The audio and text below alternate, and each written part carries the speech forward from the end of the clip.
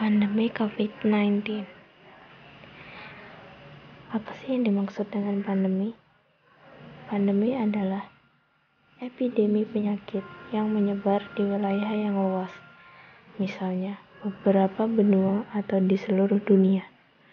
Penyakit endemik yang meluas dengan jumlah orang yang terinfeksi yang stabil bukan merupakan pandemi.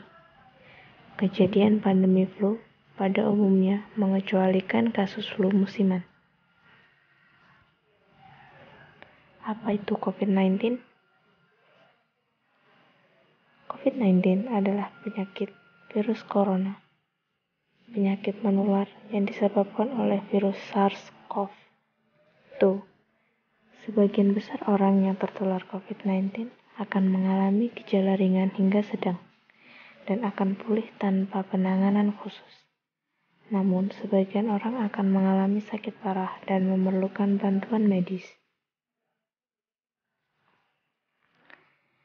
Berikut adalah beberapa gejala dari COVID-19. Gejala yang paling umum seperti demam, batuk, kelelahan, serta kehilangan rasa atau bau. Selanjutnya, gejala yang tidak umum seperti sakit tenggorokan, sakit kepala, sakit dan nyeri diare, ruam pada kulit, atau perubahan warna pada jari tangan atau jari kaki, mata merah atau iritasi. Selanjutnya, gejala serius seperti kesulitan bernafas atau sesak napas, kesulitan berbicara atau bergerak, atau bingung, dan nyeri dada. Lalu, kapan kita harus pergi ke dokter? Gejala virus corona seperti demam, batuk, pilek, mirip dengan flu biasa. Jika kita mengalami gejala-gejala tersebut, tetapi merasa tidak bisa mengatasinya dengan obat di rumah, para ahli mengatakan itulah yang harus kita lakukan. Namun, jika gejalanya lebih parah, seperti demam yang tak kunjung hilang, sesak napas, dan lesu, maka itu saatnya untuk menghubungi dokter.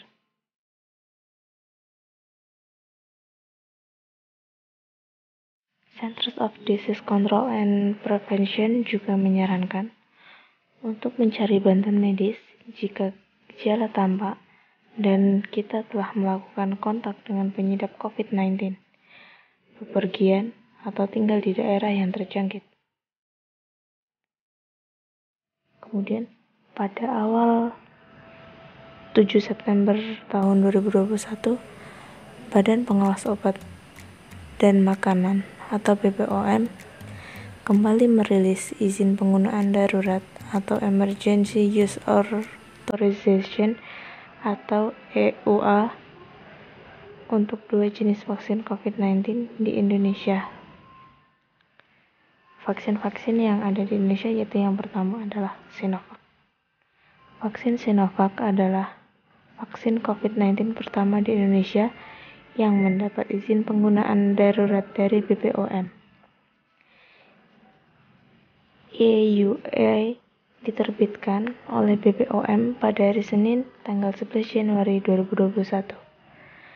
Izin penggunaan darurat terhadap Sinovac diberikan setelah BPOM mengkaji hasil uji klinis tahap 3 vaksin yang dilakukan di Bandung. BPOM juga mengkaji hasil uji klinis vaksin Sinovac yang dilakukan di Turki dan Brazil. Dari hasil analisis terhadap uji klinis fase 3 di Bandung menunjukkan efikasi vaksin COVID-19 Sinovac sebesar 65,3%. Vaksin yang dikembangkan oleh Sinovac Research and Development Co. Ltd. diberikan 2 dosis. Jumlah setiap dosisnya 0,5 ml dengan interval minimal pemberian antara dosis adalah selama 28 hari. Mengutip berita kompas.com pada 16 Juli 2021, efek samping vaksin Sinovac menurut BPOM antara lain nyeri, iritasi, pembengkakan, nyeri otot, dan demam. Adapun efek samping vaksin Sinovac yang derajat berat seperti sakit kepala, gangguan di kulit atau diare yang dilaporkan hanya sekitar 0,1 sampai dengan 1%. Yang kedua yaitu vaksin AstraZeneca. Hanya berselang beberapa hari, BPOM kemudian kembali mengeluarkan EUA untuk vaksin COVID-19 buatan perusahaan farmasi Inggris AstraZeneca pada 22 Februari 2021 dengan nomor EUA 21581000143A1. BPOM memberikan izin penggunaan darurat untuk AstraZeneca sesuai usia melakukan evaluasi bersama Komite Nasional Penilai Obat dan pihak lainnya. Vaksin COVID-19 yang dikembangkan oleh AstraZeneca dan University of Oxford ini memiliki efikasi sebesar 62,1%.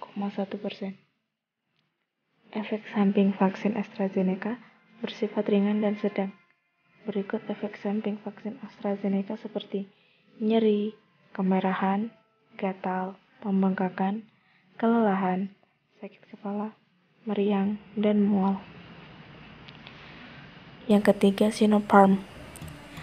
Pada 29 April 2021, BPOM mengeluarkan EUA untuk vaksin COVID-19 Sinopharm dengan nomor EUA 2159000143A2. Vaksin Sinopharm didistribusikan oleh PT Kimia Farma dengan platform inactivated virus atau virus yang dimatikan. Berdasarkan hasil evaluasi, pemberian vaksin Sinopharm 2 dosis dengan selang pemberian 21 hari menunjukkan profil keamanan yang dapat ditoleransi dengan baik. Hasil uji klinis fase 3 yang dilakukan oleh peneliti di Uni Emirat Arab atau UAE dengan subjek sekitar 42.000 menunjukkan efikasi vaksin Sinopharm sebesar 78%. Efek samping vaksin Sinopharm yang banyak dijumpai adalah efek samping lokal yang ringan, di antaranya seperti berikut: nyeri atau kemerahan di tempat suntikan, efek samping sistemik berupa sakit kepala, nyeri otot, kelelahan, diare, dan batuk. 4. Moderna. Beberapa efek samping yang paling sering dirasakan sebagai berikut: nyeri atau di tempat suntikan, kelelahan, nyeri otot, nyeri sendi, dan pusing. Sementara itu, potensi gejala umum atau moderat yang muncul dapat berupa lemas, sakit kepala, menggigil, demam, dan mual. Pfizer. Setiap penyuntikan dosis yang diberikan sebesar 0,3 ml dengan interval minimal pemberian antar dosis yaitu 21-28 hari. Untuk efek samping pasca vaksinasi, sebagian besar cenderung bersifat ringan.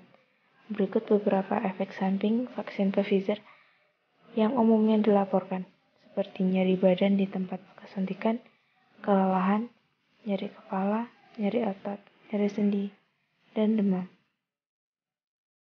Kemudian bagaimana tingkat penularan COVID-19 di Indonesia?